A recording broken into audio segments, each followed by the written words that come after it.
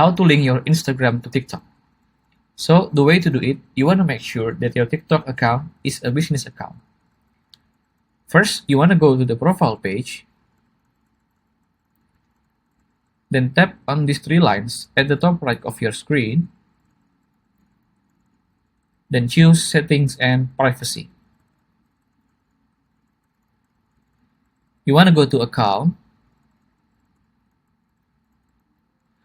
and right here, if it's written Switch to Personal Account, then your TikTok account is already a business account.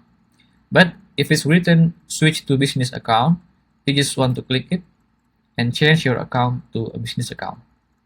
Then, after that, you want to go back to your profile page and click Edit Profile. Then click these links and choose this Instagram and choose Add. Like here, you just want to log in your Instagram account. And after you connect your Instagram account, the link of your Instagram will appear here, and it was clickable like this YouTube account.